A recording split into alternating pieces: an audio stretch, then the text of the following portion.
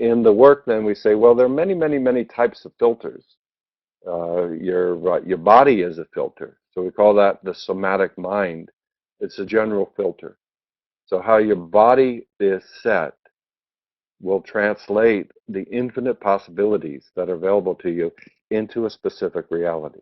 Just as an obvious example, if I'm there like this, how creative or how resourceful do you think I'm going to be if my unconscious is flowing through this somatic state?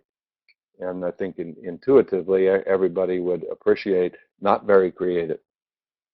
So what we look at is how do you make sure that you're in a generative somatic state? How do you make sure that this general filter of your embodied presence is set at this high level so that you can, what flows through you is of high quality. It's something that the way you experience it, the way you know it, the way that you can make use of it is really a high quality.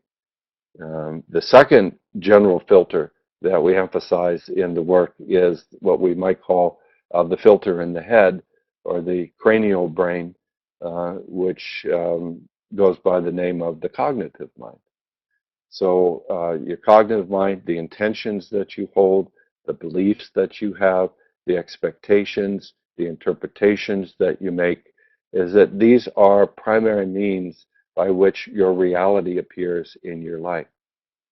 Most of these filters, most of the settings on the filters are held at an unconscious level.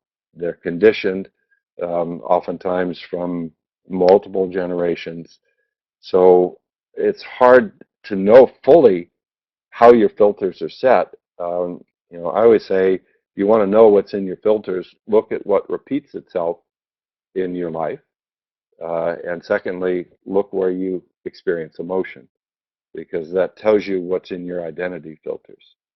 Because if there's infinite possibilities in each moment, and you keep creating the same old, is that really that is a reflection of your filter. That's a reflection that you are locked into this particular way of translating the quantum infinity into this particular reality again and again and again. And and and it's not all bad. I mean, to be able to get along in an everyday existence, we need to have a lot of learned patterns that are unconscious. So when you go to get a cup of coffee, hopefully you are not thinking there are infinite possibilities for getting this cup of coffee. Is that I'll just go get a cup of coffee, and you trust your unconscious filters to be able to do that. Where this work really comes in, obviously becomes relevant and meaningful, is when what you're producing isn't something that you like, that you don't know how to be able to produce a positive next step. You don't know how to change the way that you're in a relationship. You don't know how to be able to move your business to the next level, or you keep doing it in a negative, unfulfilling way. This is when we say it's time to change your filters. It's time to let go of whatever you're locked into and take the time to be able to retune your maps, if you will, so that you can get a fresh outlook and you can create these new positive outcomes. And by the way, sorry, the third general filter is, say that you've got the first filter, which is in the body, the second filter, which is the cognitive, and the third filter is what we call the cognitive mind, which is this whole network of relational space that we navigate in. So that could be our representation of our family, our representation of our personal history, our culture. When you go into a work situation, the field is not only the social dynamics, but the emotional moods that are there, so forth and so on. And one thing that social psychology teaches us is that these are extremely influential in how we construct our experience in the world. So these are the filters that we really attend to. And what we're looking to do in the work is move these filters to these generative levels. You could have a degraded level, a degenerative level, which you clearly see in a problem state. You know, if you look at a problem state in terms of these three filters, you see that when a person goes into a problem state, their somatic state degrades. They collapse, they get tense, they dissociate, they go numb, they get fragmented, and it's very uncomfortable, and it blocks you from being able to do even your ordinary level of work. When you go into a problem state, your cognitive patterns degrade. You go into rigid thinking, or you can't think straight, or you've got these wacky ideas about things. You feel confused or overwhelmed. That would be an example of a degraded level of the cognitive filter. In a problem state, usually what you see in terms of the field is that people contract from the field. They go into what I call neuromuscular lock, and they feel disconnected, or they feel that what's out there is hostile, whether it's that particular person or that group or that situation, or in an internal environment, those critical voices. The person feels that they're in this hostile negative field.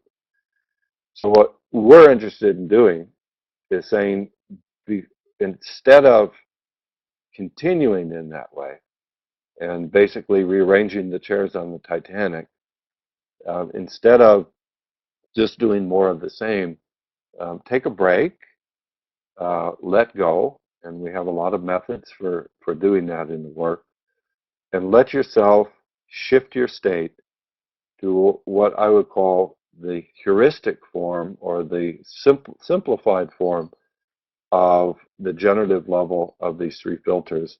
And that's where our three positive connections come in. So the cognitive filter, which has many different dimensions, is that one of the core dimensions is, what is your intention?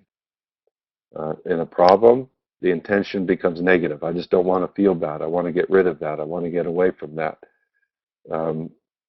If you use that as a sort of a hypnotic driver, it's going to create more and more negativity. So before you go back to action, the question is, what is your positive intention? What are your positive goals? To do that, usually you have to release your somatic state. You have to be able to let go of tension, let go of trying, let go of numbness. So we have a second positive connection that's very crucial, which are called somatic centering, or the mind-body centering. So this is moving the body from the state of being a thing, or just being in this muscular lock state, to attuning your body like a dancer would, attuning your body like a martial artist, attuning your body like any creative performer would do, to get into this integrated state that we call centering. So with the sense of a positive intention, that come what may, and there may be a lot of nasty stuff going on, is that my first focus is that this is my positive intention. That's a skill. Secondly, is that I feel this embodied presence, relaxed, open, grounded, fluid, and absorbed. These are some of the somatic components of centering. Okay? And I feel that sense of somatic attunement to a sense of the center. Okay? And then third is that I begin to open up this sense of a connection to the different positive resources that I can count on, that I can connect with, that I can limbically attune to, that will be what Carl Jung, who's right up here on my uh, upper left here, what Carl Jung would call a community of saints, which is what are the presences? They could be people, they could be historical beings, they could be places in nature that when you are in connection with them, you feel the best of who you are. Okay? And of course, most people naively think, well, I have to be in a positive state situation in order to have access to that. And of course, our answer is no, no, no, no, no. You can have access to those anytime, anywhere, because it's your own mindfulness attuning to them that is really what calls them and sustains them in your field of consciousness. Okay? So these are what we call the base for doing any sort of important work. And the basic idea that we have, I mean, if you could state it in the most simple way, is that when you have these connections, good things will happen. Right? That's the promise of the work. That if you take the time and develop the skill, which is one of the main things that we do in the generative change work, is to emphasize to clients you're as good as your state, and your first attention should be on developing and maintaining this high performance state. If you do that, come what may, good things will happen in your life. Conversely, when you lose these, and they're very fragile, it's you lose them, 100 times a day, even when you're skilled. When you lose those connections, bad things will happen. Okay? So I know that's a simplification, but I'm trying to make it as simple as possible to emphasize that we really feel that these are the determining factors in terms of whether you have positive or negative outcomes. So there's one way that we implement them is we do what's called a preparation step.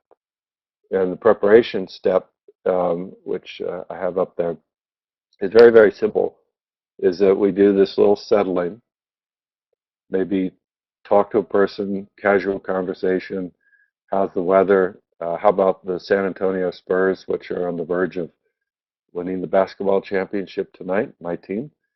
How about that traffic? And then we take a little bit of time, say, what is it that you want to do here today?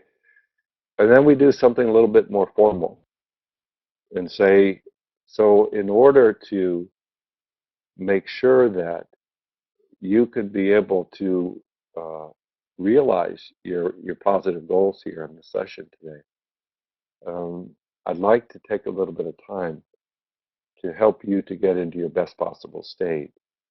And then that's when we do these three positive connections. And as you see, these are not all or nothing connections. So I usually use scaling. You can use a 1 to 10 scale. So on a scale of 1 to 10, where 1 is the low end and 10 is the high end, how deeply connected do you feel to your positive intention right now? And if the person says 2, you know you're not ready. And you want to train them as a client to realize if I ask myself to do something challenging and I'm only at a 2 in terms of my connection to any of these connections, is that I'm sending myself into a almost certain failure.